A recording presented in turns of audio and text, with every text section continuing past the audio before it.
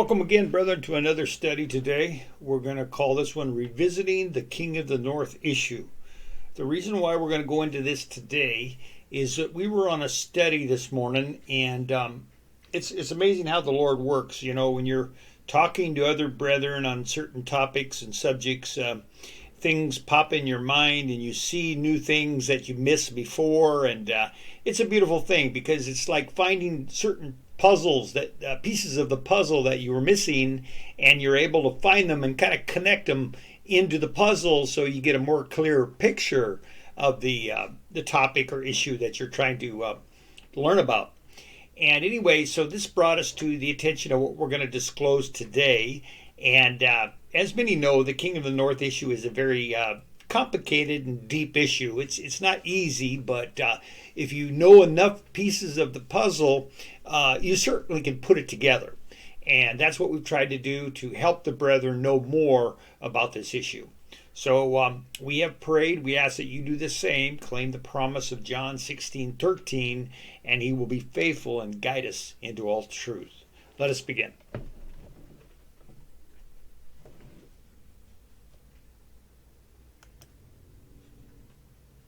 All right, so here's the counsel for our study, and that is that let us remember always to observe the inviolable rule that interpretation of one inspired statement must harmonize with all other related statements.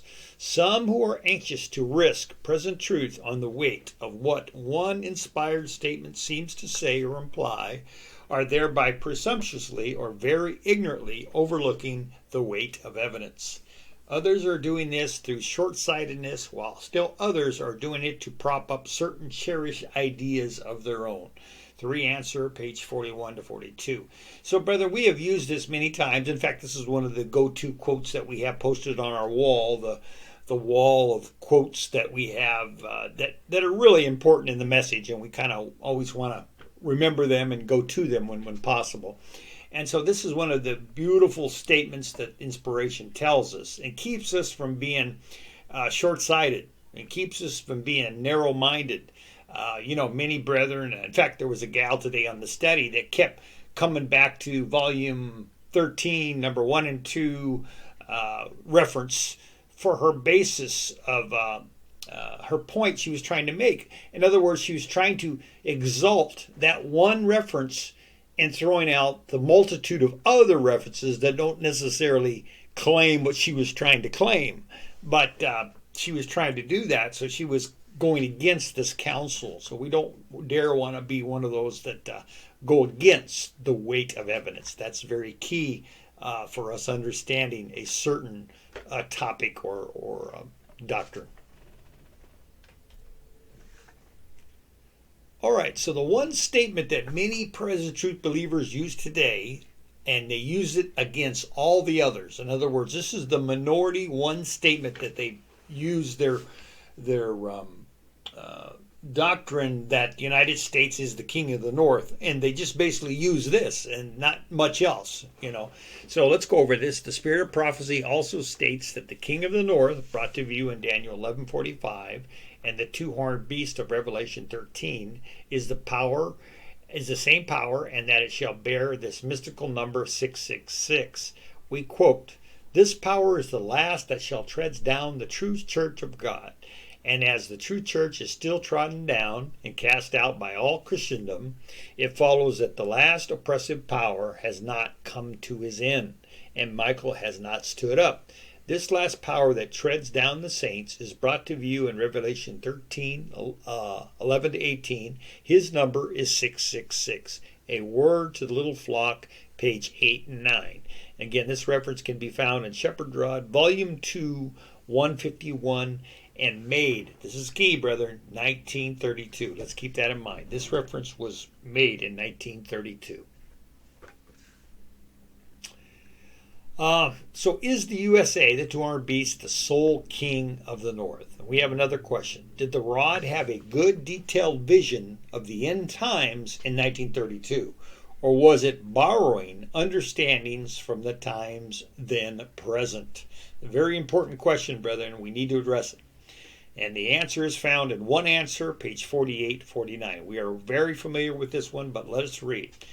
There are circumstances in connection with certain aspects of every message which necessitate clarification. Such clarification, however, can be no greater than the light which shines at the time. Very important.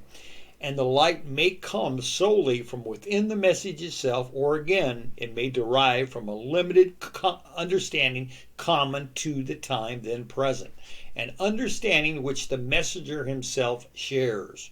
So this is very, very key, brethren, because as we go further into the study, it'll become clear to us that this was the early years of the message, and therefore the prophet, the Elijah prophet, was simply borrowing understandings that was present at the time. All right, so this fact we must keep clearly and firmly in mind. The early Esrod writings did not have the kingdom events timeline knowledge. So any early statement made concerning the 144,000, the kingdom, Sunday law persecution, etc., all must be taken in context with the knowledge known then present. This rule clears up some misunderstandings. Track 8, 1937, began the kingdom light. So we see prior to track 8 that the kingdom light had not come. So anything that brother uses or sister uses prior to that time to back up their understanding of the 144,000 or Sunday law persecution or the kingdom and so forth, we have to be very careful, because it could be that the rod is borrowing from the times then present. So what's some of the examples of these borrowed understandings? Well, number one, 144,000 get persecuted by the Sunday law. Now, we have a good video that will really clear this up for you. See our video called Does 144,000 Get Persecuted by the Sunday Law? And it's found on this channel. Number two, no physical setting up of the kingdom in Israel. This was common to the teachings of that day, in particular spirit of prophecy.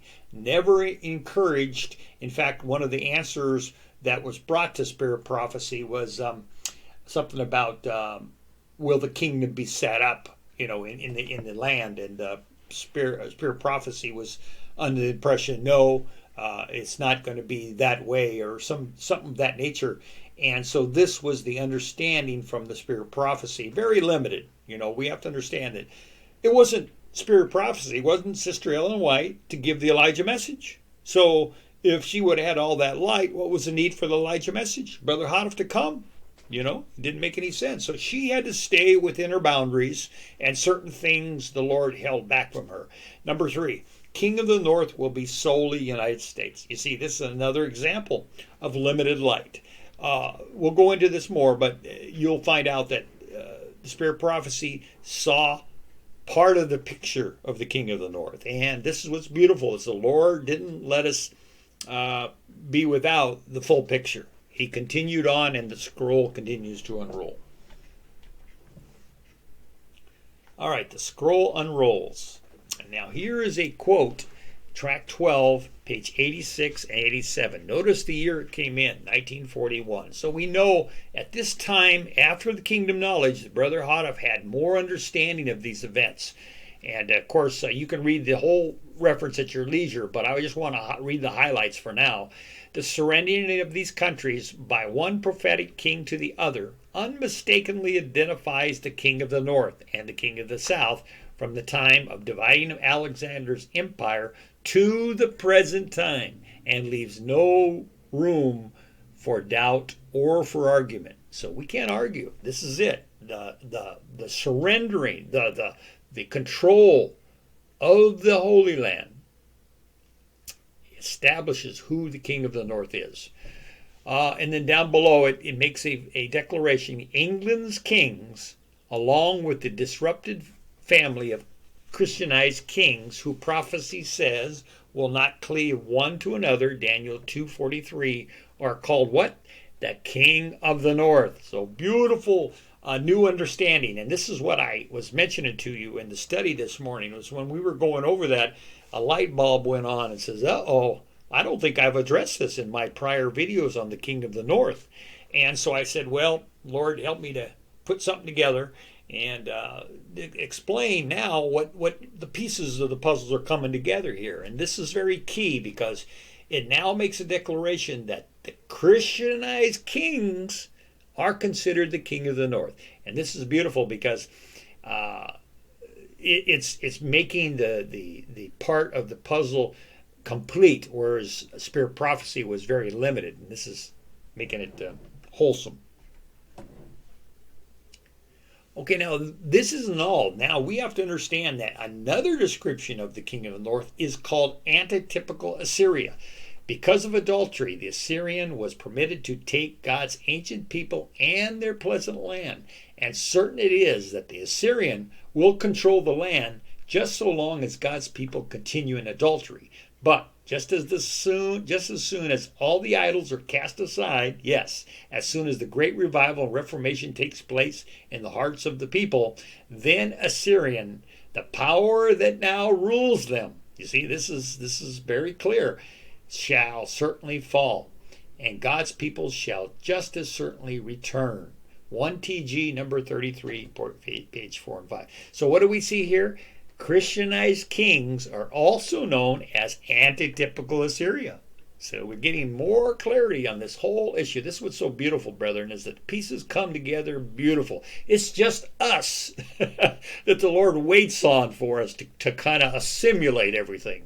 And once, he guides us, as John 16:13 says, into all truth, and we're sincere, and we really want to be open-minded. We don't want to cherish a view and say, no, I don't want to believe anything. I already have my thoughts. No, we have to be open-minded and take in what inspiration wants to show us. All right, now here's some more information. USA is called the helper. Don't forget, it's not the king of the north by itself. We all know that Great Britain has been helped by the United States of America more than once. But if we rightly understand this first, the events of which are but a continuation of those found in verse 44, the king will surely come to his end, and none shall help him. This may transpire before World War II is entirely over, and yet it may not. We gather this from the fact that the event of verse 44 is in connection with the event of verse 45. Inspiration seems to allow no time between verses 44 and 45. We do not know the turns which the war will take, but we know that the prophecies of the Bible never fail. So this is very powerful. In 1947, this was made, and we can see that. Remember now, 1947, Brother Houteff had the light of the word of the flock statement, didn't he? He sure did. Now, what does he call United States? A helper. He doesn't say, oh no, Great Britain is helping the United States, the king of the north, or anything of that nature. He doesn't lend support to the earlier light of the word of the flock. He now makes a statement that shows not a contradiction, but shows a clarity of the matter and giving more bright light for us here. All right, so that's key as to whether another Christian power shall inherit the title King of the North before verse 45 is fulfilled. Only time itself will positively portray the whole truth. Beautiful, brethren. Answer, no, it has not changed. So we see that the Christianized kings are still the King of the North, and that nothing has changed. There hasn't been a strange new power, Russia or China or any other nation coming in and taking over the Holy Land and ruling it. Okay, that's the key, ruling the Holy Land. We have to remember, and we'll get more into that, but the ruler of the Holy Land is considered the true King of the North. Okay, so how do we harmonize the word to the little flock with the rod? Spirit prophecy has limited light on end-time events. No kingdom mentioned, for instance. The rod did have such light, however. Spirit prophecy saw a limited part of the King of the North's makeup, whereas the rod saw it all. USA is the last power, King of the North, that treads down the saints, but only in conjunction with the Christianized king, the 10 toes.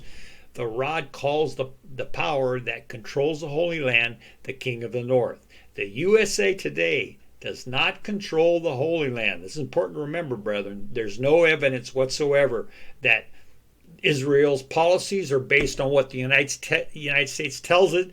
It's amazing how there's no evidence whatsoever. We do help them with some weaponry, yes, but that has nothing to do with controlling the land. It's controlled by the Zionists. But as a helper to the power that controls the Holy Land, the Zionists, history shows that Great Britain has directly played a leading role in that Zionist movement. Now, we've done some studies on this, and it's very interesting how in 1917 the Balfour Declaration started, and that was the beginning of the Zionist movement. And there's many other things that have happened since that time, but Great Britain has always been directly connected with this Zionist movement or Zionist policies over there. And so in this way, Great Britain still, unbeknownst or under the surface, pulls those strings, brethren. So inspiration knew what it's talking about. Look at the bottom quote here. Plainly then, during the time of the end, Great Britain is the king of the north, and Turkey is the king of the south. 1TG number 4, page 22. So beautiful, beautiful clarity coming to us. All right, so harmonizing it is that Great Britain is the leading power of the king of the north, Christianized kings, in regard to ruling the Holy Land through its longtime historical Zionist connections. But the United States is part of this Christianized kings group, and therefore is in that respect considered king of the north as well. But it is not solely the king of the north as sometimes wrongly taught. This is one of the reasons why we wanted to put this video up, brother, is I don't need to tell present truth believers, you watching today, how many reports, how many times you've heard in private studies and in public studies and all this, brethren come up and say, well, we know that the United States is the king of the north today. And I'm like scratching my head saying, where are you getting that from? You're getting it from handed down lessons we have to unlearn. The Spirit of Prophecy talks about many lessons to learn, and she doubles down and says many, many to unlearn. So this is another example, brethren, of lessons we've got to unlearn. No, the king of the north is not solely United States. And the sooner we know that, the more we're in line with the truth. Okay, well, that finishes our study today. We wanted to bring this to our attention because it was an interesting Bible study we had with the Mountaindale group. Every Sabbath morning, Mountaindale has a study group, and we joined that on their freeconferencecall.com site. And it's always, like I said, it's a pleasure to study with the brethren, learn new things, and we wanted to pass that on to you today. So this concludes our study today. May God continue to guide you into all truth. Until next time, the Lord be with you. Amen.